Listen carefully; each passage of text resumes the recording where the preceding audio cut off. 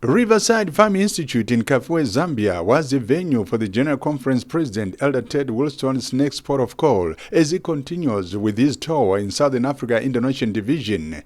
Accompanied by his wife Nancy, the division president Dr. Harrington Simoya Kombwa, and other regional church leaders, Elder Wilson paid a visit to the 49-year-old Seventh-day Adventist self-supporting ministry.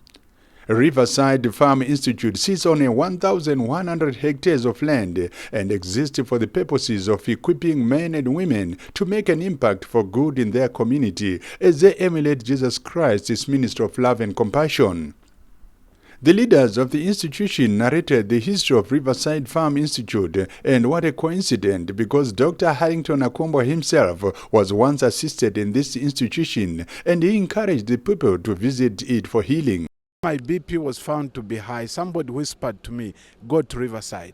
We came here for 7 days, and at the end of 7 days, my late mother would have loved to see me. I was like her small baby again. I was up and about, and I'm excited about this. I would like to encourage as many as will find have need, that let them come to Riverside. Riverside will sort them out and give them a new lease of life. Experiences.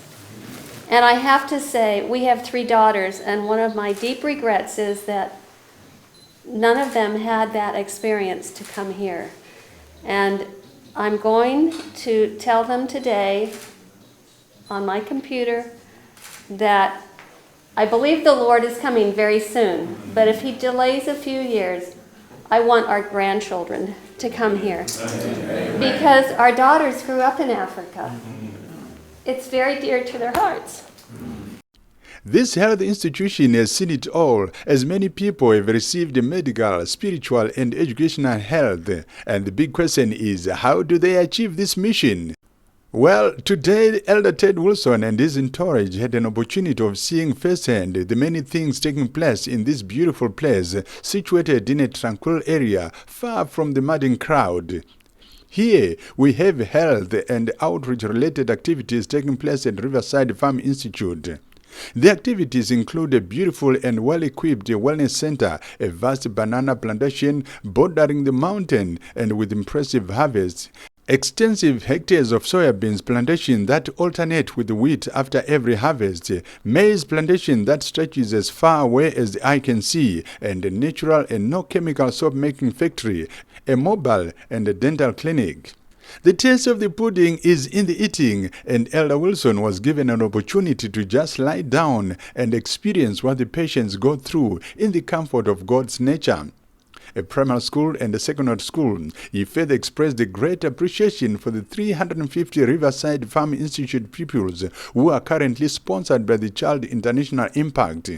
In return, the students gave a special item that melted the hearts of the delegates.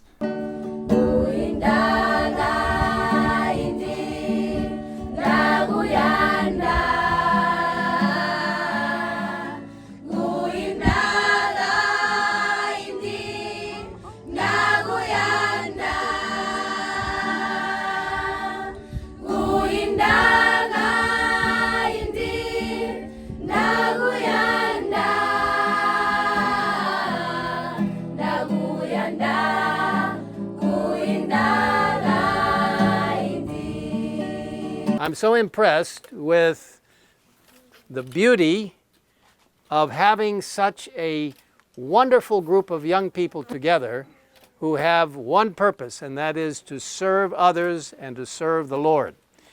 The world leader further encouraged Riverside Farm Institute, an ASI member and charter member of OCI, to continue meeting community needs through education, health, practical aspects of life, and the message of salvation. You know, there's so much you can learn from agricultural process in order to truly understand how soul winning takes place. Dr. Hobson Bonya, the SID Vice President responsible for ASI, was happy with the work done by ASI members in this territory. Yes, I know of several ASI chapters that keep talking, but no work on the ground. So ASI, as far as it's reflected on in the work of Riverside Institute, they're doing the work.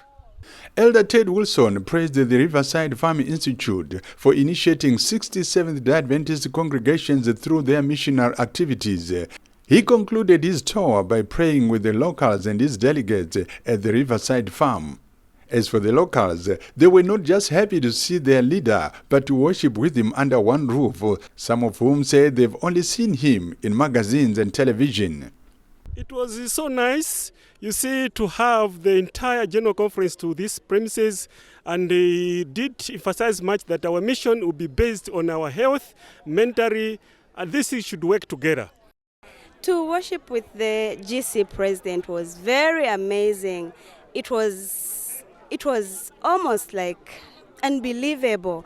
A lot of leaders, a lot of executive people from the General Conference to SID. Some of those people were just reading about them during the Church Heritage course, but to see them live, it was very humbling. Well, the experience has been so wonderful. It's been so nice. Having the General Conference with us here is so humbling.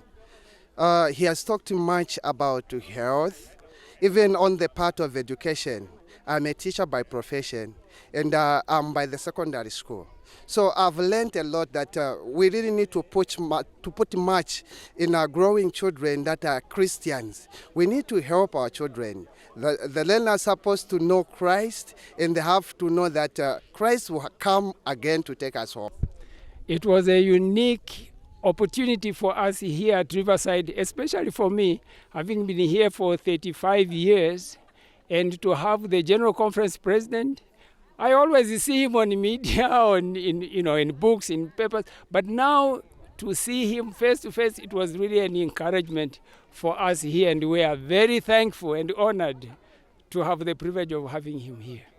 It's been an incredible experience to visit this institute, which combines, like Jesus did, the physical, mental, social, and spiritual aspects of life.